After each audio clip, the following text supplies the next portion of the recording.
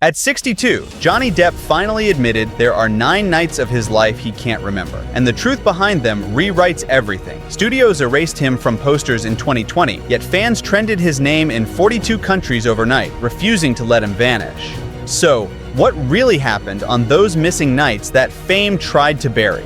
Let's find out.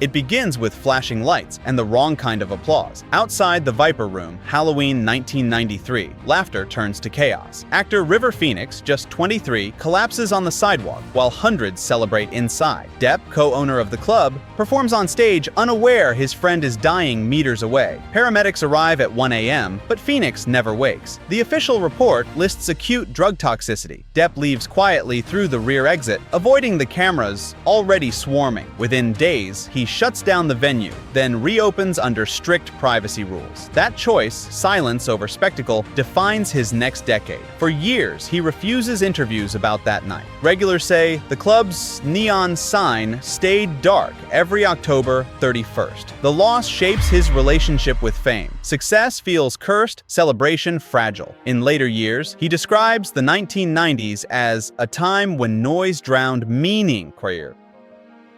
From that tragedy grows his obsession with solitude. He buys his first home in France soon after, far from paparazzi and headlines. The night River died didn't just end a friendship, it ended Depp's trust in Hollywood. And in the shadow of that silence, art soon becomes his only form of confession. A night of paper and scars. Snow that doesn't melt drifts across a Florida suburb built on sound stages. Under studio heat, Johnny Depp waits behind fogged lenses. The first day of filming Edward Scissorhands in 1990. The air smells of latex, hairspray, and paint, yet the quiet feels sacred. Director Tim Burton picked Depp after a handwritten letter described him as a man who carries sadness beautifully. The costume weighs over 25 pounds. Every movement cuts air. Crew members remember him staying in character, communicating through nods instead of words.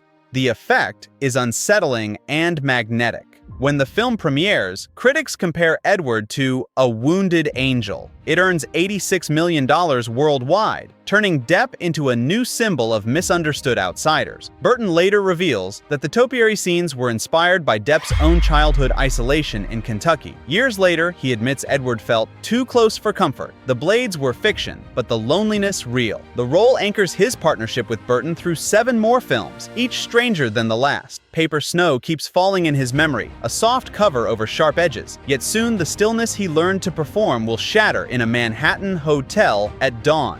No stage lights, no script, just broken glass glinting in carpet fibers. It's 3 a.m., September 13, 1994, at the Mark Hotel in Manhattan. Police knock on Suite 1209 after reports of a disturbance. Inside, Depp stands beside overturned furniture, exhaustion carved into his face. Property damage totals $9,767. No injuries, no arrest. He tells officers he heard a wild animal in the wall. The press has its headline before sunrise. Photographers swarm, linking the chaos to his relationship with Kate Moss, the model who sits silent as the officers leave. In truth, Depp's schedule had been relentless. 3 films in 2 years, constant travel, no rest. Close friends later described this night as a collapse, not a crime. The hotel files remain sealed. The myth grows louder than the facts. The irony burns. A man celebrated for control on camera loses it when no one's watching. Yet that breakdown births reflection. After paying damages, he vanishes to the Caribbean for months, surfacing leaner, sober, and determined. Glass swept, walls repaired, reputation bruised but intact. And out of that wreckage sails the strangest victory imaginable. The birth of a drunken pirate who turns failure into legend. Hollywood was conquered by the drunk pirate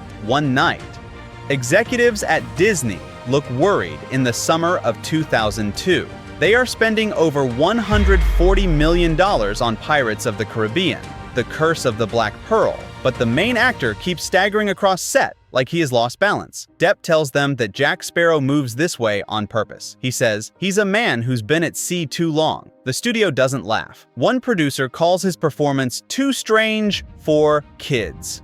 They even talk about replacing him after a few weeks of filming on St. Vincent. But Depp keeps going. He builds the character around Keith Richards, the guitarist from the Rolling Stones, because he believes pirates were the rock stars of the 18th century. His instincts work better than anyone expects. When the film hits theaters in July 2003, it makes $654 million worldwide. Critics who first thought he had ruined a classic idea now call it genius. Kids dress like Jack Sparrow for Halloween. Depp earns his first Oscar nomination, and Disney suddenly wants 5 sequels. That night after the premiere, he doesn't party. He sits by a pool and tells a friend, "They thought I was crazy." Maybe that helped. However, the cheers fade soon, and the next storm forms in a courtroom filled with lights and judgment. There is a courtroom in Fairfax, Virginia, on April 11, 2022, which becomes the world's most watched stage. Reporters pack every seat, cameras line the walls, and millions of people around the globe tune in from their phones. Johnny walks in wearing a gray suit and blue glasses. His calm steps stand out in a room full of tension. This defamation trial between Johnny Depp and Amber Heard soon turns into a digital event unlike anything before. Over 400 million viewers follow it daily across YouTube, Twitter, and TikTok. Clips spread in seconds, turning legal moments into viral entertainment. Lawyers become overnight celebrities, and every look or smile sparks a wave of online debates. Each side presents thousands of pages of evidence, texts, recordings, and statements from friends and doctors. The jury listens for 6 long weeks before deciding. On June 1st, 2022, the verdict lands. Depp is awarded $10.35 million in damages. Fans celebrate outside, but he is already in England, performing at a pub with Jeff Beck. Later, he says, "I wanted peace, not victory." This night reshapes modern fame. Justice feels like theater. Privacy feels temporary. However, the noise soon fades, and he turns again to music, his oldest language, to find a quiet no courtroom can give. The seats inside Royal Albert Hall glow under soft blue lights.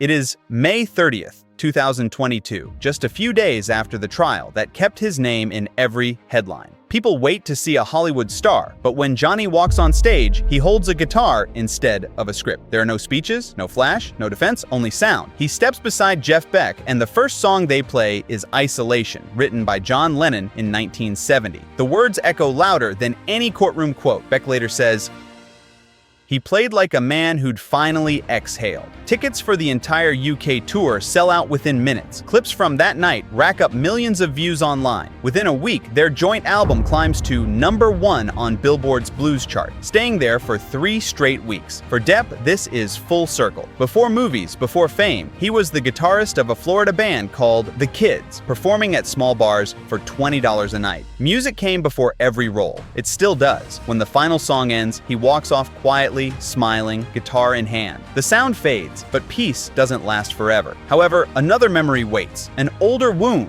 still hiding behind a forgotten film reel. In the night of the world's disappearance, on the red carpet at the 1997 Cannes Film Festival, Depp carries a look of quiet pride. He has spent months directing and acting in his first film, The Brave, a story about a man who agrees to die for his family's survival. It is dark, personal, and far from Hollywood style. The crowd expects another romantic rebel. Instead, they see a raw, painful film shot in Durango, Mexico on a small budget. Halfway through the screening, several critics walk out. By midnight, reviews call it too bleak. The film earns respect in Europe, but never gets released in the United States. It vanishes. Yet, it marks a turning point in his career.